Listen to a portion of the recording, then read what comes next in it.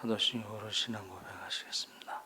전능하사 천지를 만드신 하나님 아버지를 내가 믿사오며 그 외아들 우리 주 예수 그리스도를 믿사오니 이는 성령으로 잉태하사 동정녀 마리아에게 나시고 본디오 빌라도에게 고난을 받으사 십자가에 못 박혀 죽으시고 장사한 지 사흘 만에 죽은 자 가운데서 다시 살아나시며 하늘에 오르사 전능하신 하나님 우편에 계시다가 죄로서 산 자와 죽은 자를 심판하러 오시리라. 성령을 믿사오며 거룩한 공예와 성도가 서로 교통하는 것과 죄를 사하여 주시는 것과 몸이 다시 사는 것과 영원히 사는 것을 믿사옵나이다. 아멘. 찬송가 370장 찬송하시겠습니다.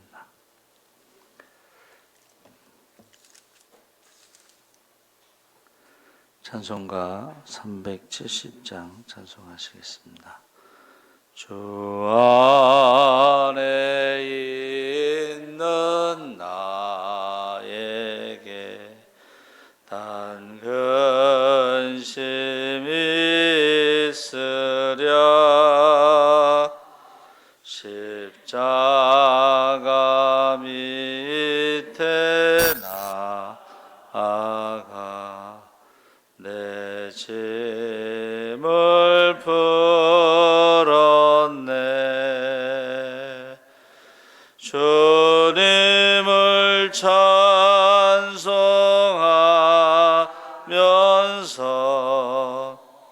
할렐루야 할렐루야. 내 앞길 멀고 험해도 나 주님만 따라가리. 그 두려움이 변하여 내 기도 되었고 전날의 한숨 변하여 내 노래 되었네. 주님을 찬송하면서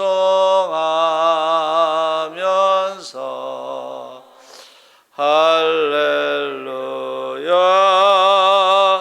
할렐루야. 내 앞길 멀고 험해도 나 주님만 따라가리. 내 주는 자비하셔서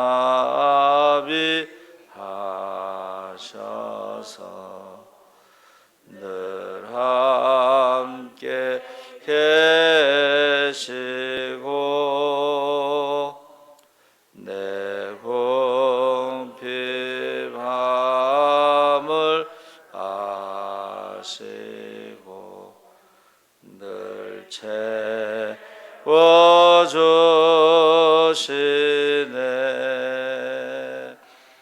주님을 찬송하면서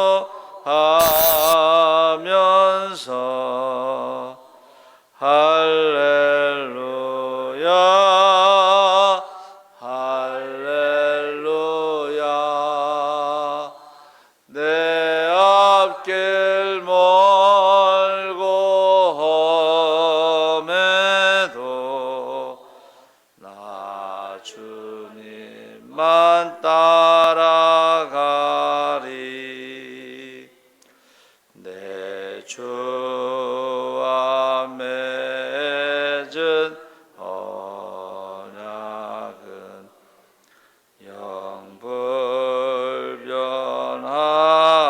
영불변하시니 그 나라 가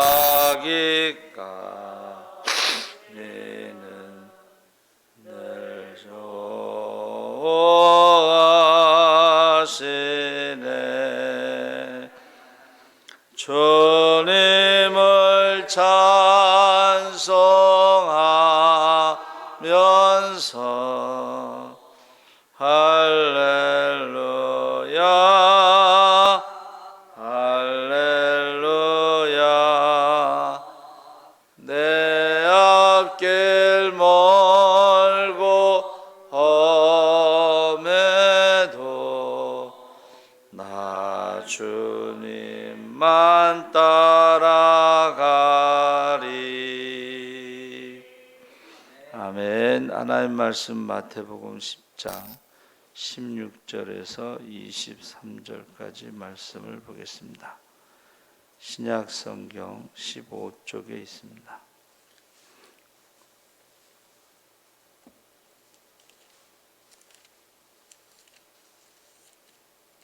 마태복음 10장 16절에서 23절까지 다 같이 읽겠습니다. 보라, 내가 너희를 보냄이 양을 이리 가운데로 갔도다. 그러므로 너희는 뱀같이 지혜롭고 비둘기같이 순결하라. 사람들을 삼가라. 그들이 너희를 공회에 넘겨주겠고 그들의 회당에서 채찍질하리라. 또 너희가 나로 말미암아 총독들과 임금들 앞에 끌려가리니 이는 그들과 이방인들에게 증거가 되게 하려 하심이라.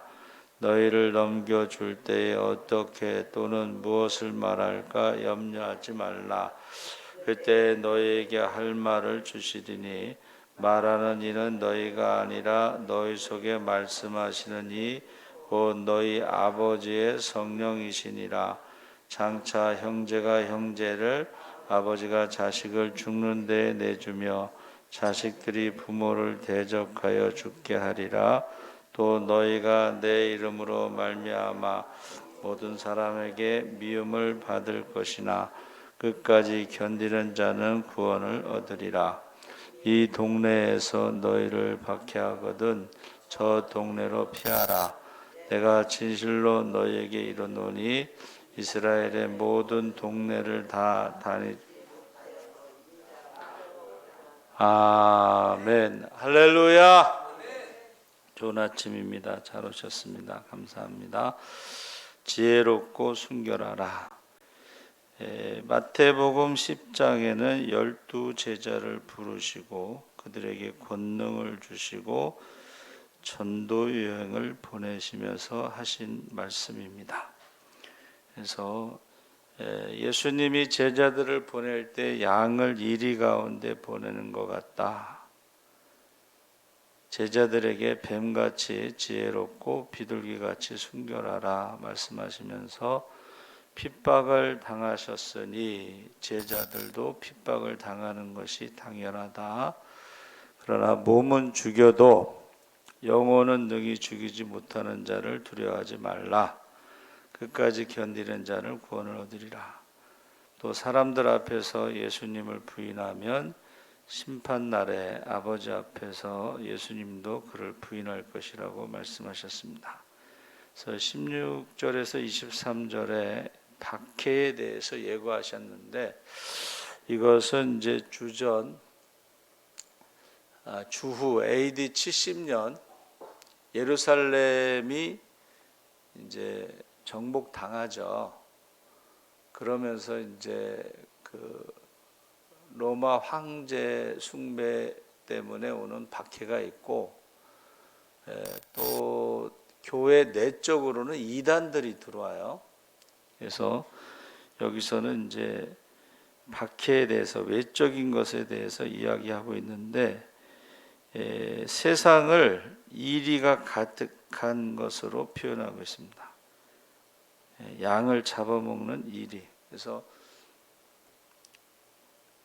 우리 목회할 때 가장 나쁜 말이 양을 잡아먹는 목자. 그러니까 양을 맡기면 그 부흥시키는 것이 이제 일반적인데 까먹는 사람들이 있어요. 그래서 만약 100명 모이는 교회에 부임했는데 나중에 뭐 교인들이 50명도 안 남는, 실제로 저희가 이제 십자군 개척교회 지원을 나가보면 교인이 1명인 교회가 있어요. 그 목사님은 정수기 팔러 다니고 사모님 혼자 그냥 안타까워가지고 막 그런 모습. 그래서 가장 큰 욕이 양을 잡아먹는다는 말이에요. 구역도 마찬가지고 교회 학교나 학생회도 마찬가지고 구역을 맡겼을 때 이제 부흥시키는 사람이 있고 다 잡아먹었다는 표현을 쓰는데 그래서 이 세상은 이리에 비유하고 제자들을 양에다 비유하면서 어떻게 해야 되느냐. 그래서 뱀같이 지혜롭고 이 뱀같이 지혜롭다는 것은 그 당시에 신중하게 행동하는데 이 박해를 피할 수 있으면 피하고 순교를 빌미로 무모하게 죽음을 택하지 말라. 이 순교가요 한동안 유행처럼 그렇게 막 번져나갈 때가 있어요. 순교 그렇게 하지 말라는 거예요. 피할 수 있으면 피하라. 그래서 이것은 사람들과의 관계에서 지혜를 말하는 거예요. 뱀처럼 지혜. 왜 뱀처럼 지혜롭다고 했을까? 여러분 그 앰뷸런스나 이런 데 보면 그 지팡이에 뱀이 이렇게 말려 있잖아요. 그래서 뱀을 지혜의 상징으로 보는데 제가 이렇게 묵상해 보니까 이 소리 없이 움직이는 것을 지혜라고 한 것 같아요. 소리 없이 말 없이 움직이는 거. 그것은 이웃과의 관계를, 사람과의 관계를 말하고 비둘기같이 순결하라는 것은 하나님과의 관계에서 내가 거룩하니 너희도 거룩하라. 이제 조금 확대해서 우리가 생각하면 너희가 타협하지 마라. 이제 그런 의미가 되겠죠. 피하기는 하지만 그렇다고 해서 타협을 해서는 안 된다. 혼합주의가 가장 무서운 겁니다. 그래서 이스라엘 백성들이 왜 망했는가 했을 때에 하나님을 열심히 섬겼잖아요. 절기를 지키고. 근데 동시에 우상도 열심히 섬겼어요. 우상도. 그러니까 그 당시에는 다신교 사회, 그러니까 유일신이라고 하는 신앙이 없었고 다 이방인들은 다신교, 신이 많아요. 그래서 우리가 중언부언이라는 말이 뭐라 그랬죠?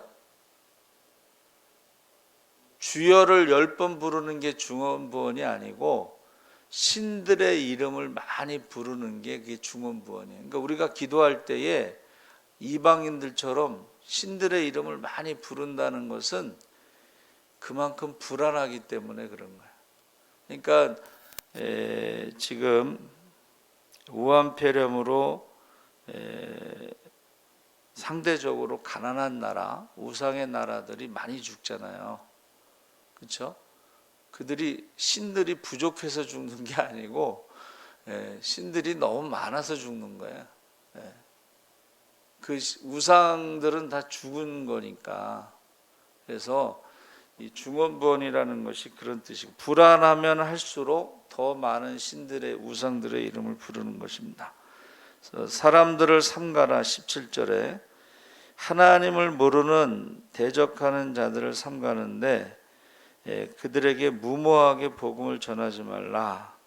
그래서 우리가 지금 중동 지역의 인터콥이라고 하는 선교단체에서 그곳에 사람 보냈다가 이제 죽는 그런 일이 있었는데 이것을 이단시하는 사람들도 있습니다. 그 위험한 곳에 그렇게 가서 선교하다가 안 믿는 사람들 입장에서는 인질로 잡아놓고 국가에서 돈을 줘서 그 사람들을 데려오게 했다. 뭐 이렇게 이제 이해를 하는 거죠. 그래서 우리가 무모하게 복음을 전하지 말라. 공회는 여러분 잘 아시죠? 70명으로 구성된 사내들인 공회를 말하는데 이 사람들은 유대인들의 모임이지만 사실은 사탄의 모임이다. 이렇게 이제 성경에 바울이 말하고 있습니다. 전도를 하지 말라고 그랬잖아요. 그렇죠? 회당이라는 것은 마을마다 설치된 예배당인데 이게 재판소로 사용될 때가 있었습니다. 그래서 앞으로는 형제가 형제를, 아비가 자식을 죽는 데에 내어준다. 이것이 이제 두 가지 의미로는 70년에 예루살렘이 로마 군인들에게 철저하게 유린되던 때, 아니면 마지막 때에 영적인 질서가 모두 무너지고 사람들이요 맹수같이 본능만 남을 때, 마지막 때가 되면 악한 마귀가 우는 사자와 같이 두루 돌아다니며 할 수 말씀 믿는 자들도 삼키려고 한다는 말이요. 이단들 보세요. 영혼을 사냥하러 두루 돌아다니죠. 우는 사자와 같이. 그런 것을 말하고 여러 가지 이제 징조가 있어요. 여러분, 영혼 없는 아이가 태어난다, 그런 게 있어요. 성경에. 그 영혼 없는 아이는 의학적으로는 뇌가 없는 아이가 태어난다는 거예요. 문해야. 그러니까 뭐 공해 때문에 그런 것도 있고 뭐 스트레스 때문에 그런 것도 있는데, 마지막 때의 징조들이 그 중에 하나가 사나워지는 거예요. 사람들이요 싸나워져요. 왜 그런가 했더니 소음 공해가, 이게 소음이 너무 심하니까 목소리가 점점 커져요. 사람들이 목소리가. 그러니까 아이들도 학교가 조용하지가 않고 자동차들이 막 다니면은 아이들 목소리도 커지고, 그러니까 목소리가 커지고 사람들이요 싸나워져요. 그래서 우리가 이렇게 볼 때 말할 때도 굉장히 공격적이에요. 그래서 저희 그 대학원 때 김상복 교수님이 이제 한국에 와서 이야기하시는 게, 본인이 유학 갈 당시에 미국 사람들이 굉장히 스마일, 전혀 모르는 사람 만나도 이렇게 인사를 하고 웃으면서 그랬다는 거예요. 유학 갈 때는. 근데 이제 이게 경제가 발전하고 막 그러면서 사람들이 그게 없어졌다는 거예요. 표정이 바뀐 거예요, 여러분. 그러니까 옛날 어른들 사진, 옛날 사진들을 보면 가난하지만 웃는 얼굴, 좀 여유가 있었는데, 요새는 물질적으로는 좀 여유가 있을지 모르지만 얼굴 표정이요 웃음이 사라졌어요. 뭐 웃으면 바보 같고 아니면 만만하게 봐서 그런지 모르지만, 그래서 마지막 때의 모습은 사나워진다, 맹수같이. 그러나 핍박을 받을 때 두려워하지 말라, 주께서 지키신다 그랬습니다. 이 핍박을 받을 때 대표적인 것이 재판을 받는 거예요. 고소를 당하는 거예요. 근데 이 재판 받을 때 자기가 어떻게 해요? 변론을 하게 되죠. 그 변론을 통해서 복음을 전할 기회를 가질 수가 있어요. 그 바울 같은 경우도 예언하는 사람들이 이제 예루살렘에 가지 마라, 그럼 체포될 것이다, 재판받을 것이다. 그런데 성령께서 담대하라, 내가 예루살렘에 가서도 복음을 전하고 로마에 가서도 복음을 전할 것이다. 근데 예루살렘에서도 체포당하고 재판받고 로마에 가서도 재판받고, 이 재판할 때에 변론의 기회가 주어지는데 그때에 복음을 전하는 거예요. 부활의 복음. 그래서 재판할 때 사도 바울이 머리가 좋잖아요. 한쪽은 바리새인, 한쪽엔 사두개인들. 그러니까 여러분, 나는 바리새인 중에 바리새인이고 부활을 믿는 사람이고 천사를 믿는 사람입니다. 제가 부활을 전했더니 제가 이렇게 고소당했습니다 그랬더니 바리새인들이 편들어 주잖아요. 부활이 있고 천사도 있고 가만히 보니까 바울이 잘못한 게 없네, 이래가지고 바리새인과 사두개인들이 자기네끼리 싸웠잖아요. 그러다가 로마 시민권을 말하니까 황제에게 재판받을 권리를 주장해서 그러면 로마로 가자, 그렇게 돼서 이제 로마로 가게 되죠. 그러니까 저와 여러분이 핍박을 당한다는 것이 그 당시에는 고소당하고 재판받을 때 왜 고소당했느냐 하는 것에 복음을 전할 수 있는 기회가 될 수가 있다는 것입니다. 그때 이제 뱀같이 지혜롭고 비둘기같이 순결하라고 그러는데, 피할 수 있으면 피해야지 무모하게 순교를 자청해서는 안 된다. 이 순교를 자청하는 경우가 있었다는 거죠. 그래서 이 사람들과의 관계에서 이리 같은 세상에서 우리는 도망가라 이거예요. 피하라 이거예요. 너희가 굳이 거기서 순교하겠다고 버티지 말고 도망가고 피하고 또 다른 데 가서도 복음을 전해야 되지 않느냐. 그게 이제 지혜라는 것입니다.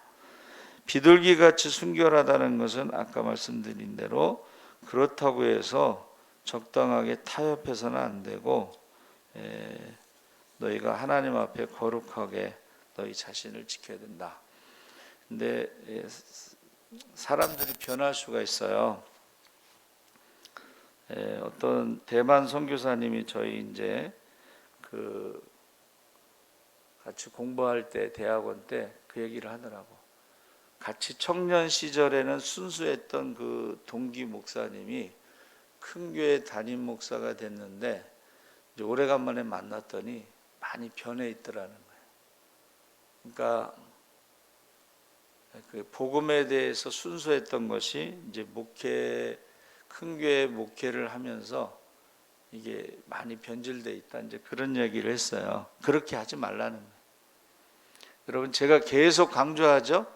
믿음은 하나님과의 관계고 하나님과의 교제라는 거야. 근데 많은 사람들이 하나님과의 교제의 시간이 부족한 거야. 우리가 큰 교회에서 목회하다 보면 하나님과의 교제의 시간이 많이 부족한 거야. 그러니까 성경 읽을 시간도 없고 기도할 시간도 없고 바쁘게. 그래서 저는 이제 부목사 때요. 그 담임 목사님이 하도 바쁘게 다니셔서 이제 저는 담임 목사 편을 들어야 되니까 그랬더니 교인들이 그러는 거예요. 우리 목사님 젊어서도 바빴어요. 젊어서도 그렇게 바깥으로 바쁘게 돌아다니셨다. 그리고 더 이상 할 말이 없죠.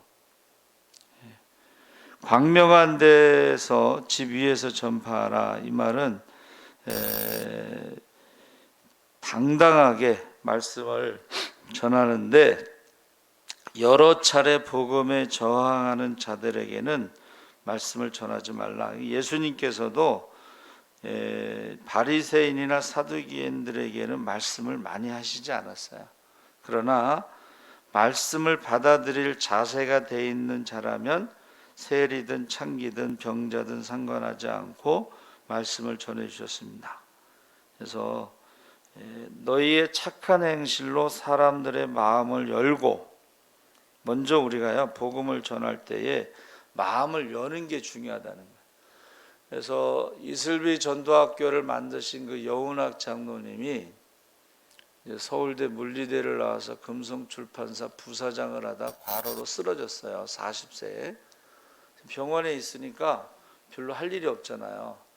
근데 자기 사모님이 새벽에 가서 기도하는데 도대체 왜 새벽에 가서 기도할까? 그리고 성경을 읽기 시작했어요. 성경을 읽다가 이스라엘 백성들로 말미암아 여리고성 사람들이 문을 굳게 닫았다. 그 말씀에 이제 이 전기가 와가지고 이슬비 전도 편지를 만들었어요. 먼저 마음을 열어야 된다는 거예요. 성문을 열어야 된다. 그래서 처음에 이제 편지를 12장을 보내는데 이게 나이별로 직업별로 남녀 이렇게 나눠져 있어요. 근데 그 내용이 전문 작가들이 쓴 내용이기 때문에 굉장히 좋아요. 그래서 편지를 보내면 전화를 반드시 해야 돼. 그래서 내용이 너무 좋죠. 두 번째 보내도 또 역시 내용이 너무 좋죠. 그래서 전화를 하면서 이 사람 마음이 열리는 것을 체크하고 이제 초대를 하거나 아니면 신방을 가서 전도를 하는 거예요. 그런데 그 처음에 이제 그 오리엔테이션 할 때 지각을 했어요. 그래서 지금 제가 말씀드린 이 오리엔테이션을 듣지 못하고 그냥 엽서만 보내는 거예요. 전화를 안 하고. 그러면 이제 그 사람 마음이 열렸잖아요. 그러면은 다른 사람이 전도하면 그 사람 교회로 이제 등록을 하게 된다. 이제 그런 얘기를 하셔요. 그래서 마음을 여는 게 참 중요해요. 마음을. 그런데 우리 힘으로 마음을 열 수 없을 때 그런 이제 전문 작가가 쓴 엽서의 좋은 내용을 보내면서 마음을 여는 거죠. 그래서 우리가 복음을 전하기 전에 마음을 열어야 된다. 착한 행실로 좀 예수 믿는 사람이 좀 다르구나 하는 그런 것을 갖도록. 그래서 맹수와 같은 본능의 때에 끝까지 견디는 자가 구원을 얻는다. 예수님이 오시기 전에 대혼란의 때가 오는데 21절에 형제가 형제를 아비가 자식을 죽는 데에 내어준다. 그래서 이 대혼란의 때는요, 가치관 자체가 불분명하다. 누가 옳은지 판단하기 힘든 시대가 온다. 열심으로 따지면 이단들이 굉장히 열심이죠. 그렇죠? 그러니까 이게 사람들이 안 믿는 사람들이 볼 때는 혼란스러운 거예요. 누가 진짜인지. 혼란스러운 시대에 우리가 지금 살아가고 있어요. 그러니까 그러기 위해서 어떻게 해야 돼요? 분명하게 우리가 복음을 배우고 확신한 일에 거해야 된다. 그리고 끝까지 견디는 자가 구원을 얻는다 그랬습니다. 그리고 사람을 두려워하지 말고 하나님을 두려워야 된다 그랬어요.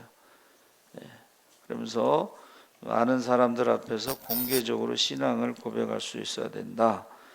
자기가 예수 믿는 것을 감추는 사람들도 있죠. 사람들 앞에서 부인하면 나도 아버지 앞에서 부인하게 될 것이다 그랬습니다.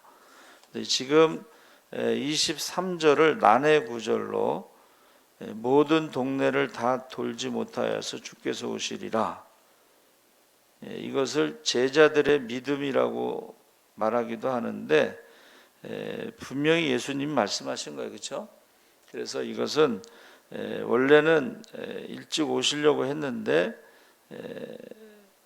모든 사람이 구원받기를 원하시면서 지금 재림이 늦춰진 것이다.